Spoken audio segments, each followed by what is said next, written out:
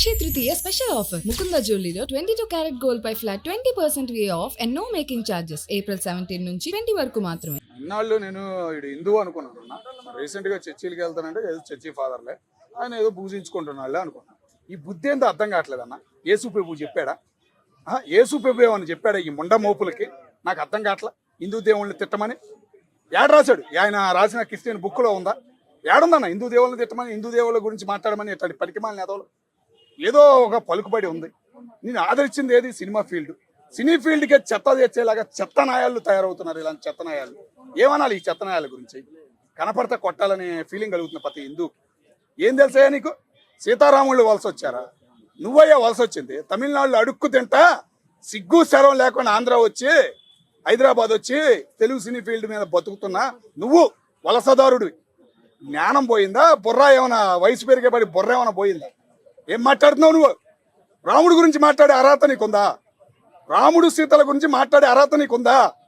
ఇప్పటికే నలిగిపోయామని 50 ఏళ్ళు అయోధ్య పూర్తవ్వలేదని నలిగిపోయిన హిందువులకి 500 సంవత్సరాలు నలిగిపోయామయ్యా. అయోధ్య గుడికెళ్ళు, ఇప్పటికైనా బుర్ర అనేది వచ్చింది. అలాగే చాలా మంది పుణ్యాత్ములు కూడా ఒక బుద్ధుడి దగ్గరికి వెళ్ళి ఒక బౌద్ధుడి దగ్గరికి వెళ్ళి జ్ఞానం తెచ్చుకున్నారు. నువ్వు అయోధ్య వెళ్ళు, నీకు బుర్ర అనేది మళ్ళీ పనిచేసిద్ది. ఇలాంటి యదవలనన్నా ఇన్నాళ్ళు మన సినిమాల్లో చూసి ప్రోత్సహించి నవ్వుకుంది. ఏం మాట్లాడుతున్నావు నువ్వు? నువ్వు ఒక పాట పాడేవా? ఏదో సినిమాలో పాట ఉంది, హిందూ ముస్లిం బాయ్ బాయ్ అని. మరి ఇప్పుడు ఎందుకే నువ్వు హిందూ దేవుళ్ళ గురించి మాట్లాడేది? నువ్వు పూజించుకునే దేవుడి గురించి నువ్వు గొప్ప చెప్పుకో, ఏదైనా మాట్లాడుకో. హిందూ దేవుళ్ళ గురించి మాట్లాడే అర్హత నీకు ఏడుంది? అర్హత లేని ఇలాంటి చవటలో పనికి మాలిన నోటికి మంచి మాటలు రావు. నాకు కూడా తమిళనాడులో కూడా తరిమి కొడతారు. ఎన్నో పుణ్యక్షేత్రాలు ఉన్నాయా తమిళనాడులో, తెలుసా నీకు? ఆ పుణ్యక్షేత్రాలకు వెళ్ళు, రామాయణం వెళ్ళు, నీకు తెలిసిద్ది. ఒక్కసారి చదవయా రామాయణం బుక్, నీకు బుర్రన్న వచ్చిద్దని మళ్ళీ అనుకుంటున్నాను. నేను పరమ చండాలంగా తిట్టాలని ఉంది, కానీ మా మీడియా మిత్రులు ఊరుకోరు కాబట్టి నీకు కామ్గా ఇస్తున్నాను నేను కౌంటింగ్. జరంతా నోరు భద్రం పెట్టుకుంటే నీకు బాగుండిద్ది, నీ దేవుడు కూడా నిన్ను క్షమించడం అనేది నువ్వు గ్రహిస్తే బాగుండిద్ది అని నేను. నార్త్ సైడ్ నుంచి సౌత్ కి పళ్ళ చెట్ల కోసం అని చెప్పి వలసకు వచ్చారని చెప్పారు. అలాంటప్పుడు నార్త్ సైడ్ మీరు రామరాజ్యం ఎక్కడ ఉంది అన్నారు. అలాంటి సౌత్ లోపల మీరు పండ్ల రాజ్యం కూడా చూపించాలి కదా, పండ్ల చెట్లు కూడా చూపించాలి కదా. ఆయన పళ్ళ చెట్ల సంగతి ఆడికి ఏం తెలుసు? ఆ పళ్ళ టేస్ట్ ఏం తెలుసు ఆడికి? అరణ్యం 14 ఏళ్ళ అరణ్యం బాధ, రాముడు పడిన కష్టం ఈ ముండమోపుకి ఏం తెలుసు? ఆ బాధ అనేది ఈ ముండమోపుకి తెలిస్తే ఇప్పుడు వరో జన్మెత్తిన ఈ ముండమోపులు ఇట్లాంటి వాళ్ళ మళ్ళీ అట్లాంటి కర్ణాలు పడితేనే బుద్ధి జ్ఞానం వచ్చింది అని నేను అనుకుంటాను. తమిళనాడులో ఇట్లాంటి వాళ్ళు మాట్లాడే పాజిటివ్ లేకుండా పోయారు. ఈ యాదవులు ఆ యాదవులు కూడా ఈ లిస్టుల్లో చేరుతున్నారు. రీసెంట్గా ఏదో ఎప్పుడు కనపడలే నాకు, ఎప్పుడు హిందువే అనుకున్నా ఈయన. ఏదో ఈ మధ్యకాలంలో చర్చిలు వెళ్తే ఏదో పెడుతున్నాడు అని అనుకున్నా స్టేటస్లో, కానీ ఇంత పరమ చండాలంగా మాట్లాడేలాగా తయారవుతాడని నేను అనుకోలేదు. మరి ఎందుకు ఇట్లా తయారు చేస్తున్నారు? మరి చర్చి ఫాదర్స్ నానాలా, మరి ఎవరు నానాలో అర్థం కావట్లేదు. వీటి మీద గవర్నమెంట్ ఎందుకు స్పందించట్లేదు నాకు అర్థం కావట్లా. గుళ్ళు కడుతున్నారు, అంత చేస్తున్నారు. ఇలాంటి పనికిమాలిన యాదవులు సోషల్ మీడియాలో వాగుతుంటే వీళ్ళ మీద చర్యలు అనేవి ఎందుకు తీసుకోవట్లా? ఆర్ఎస్ఎస్ ఏమైంది? కంటిగా కనపడతలా. నాకు అది బాధ వేస్తుంది. ఇప్పటికైనా స్పందించాలి.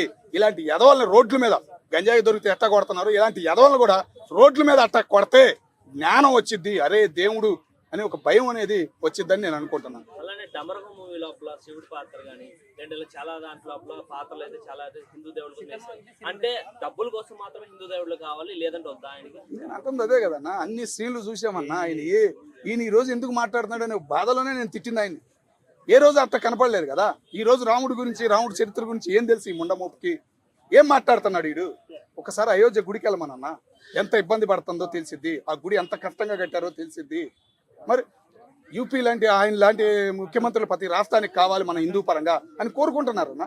మరి అంటే ఎప్పుడు హిందువుల్ని, హిందూ దేవుళ్ళని ఎప్పుడు వ్యతిరేకిస్తుంటారు. అలానే గతంలో కూడా చాలా సార్లు హిందూ దేవుళ్ళ పైన వ్యతిరేకించడం దాని గురించి నేను గతంలో అంతగా ఏం చూడలేదన్న ప్రకాష్ రాజ్ని. సినిమాల పరంగా హిందూ దేవుళ్ళు నటించడం అంతా ఒక హ్యాపీనెస్ అనిపించింది. ఆయన నటించిన సీన్లు కానీ, శివుడు గురించి నంది అనటం కానీ, ఆ మాటలు, ఆ డైలాగుల పరంగా చాలా హ్యాపీ అనిపించింది. కానీ ఇంత లోపల ఇంత పెట్టుకుని పైన ఇలా ఎలా చేస్తున్నారు ఇలాంటి నీచుళ్ళు అని, నీచుడు అని అనాలన్నా కానీ 2-3 సార్లు ఆలోచిస్తాల్సి వస్తుంది. అట్లాంటి వ్యక్తి ఎందుకు ఇట్లా మాట్లాడాడు? రాముడు గురించి మాట్లాడే అర్హత లేదు. వీడి మీద కఠినంగా చర్యలు ఎమ్మటగా తీసుకోవాలి. ముందు మన తెలుగు వాళ్ళైనా స్పందిస్తే ఇలాంటి యాదవులకు బుద్ధి జ్ఞానం వచ్చిందని నేను అనుకుంటున్నాను. అంటే ఎప్పుడు కూడా ఆంధ్రప్రదేశ్ తెలుగు స్టేట్లో కానీ లేదా తెలంగాణ ఎక్కడ కూడా ఆంధ్ర తెలంగాణ ఎక్కడ కూడా ఇలాంటి వ్యాఖ్యలు అయితే చేయలేదు. ఓన్లీ తమిళనాడు కేరళలో మాత్రం చేస్తారు, ఎందుకంటే అది ఎక్కువగా క్రిస్టియన్ స్టేట్ కాబట్టి.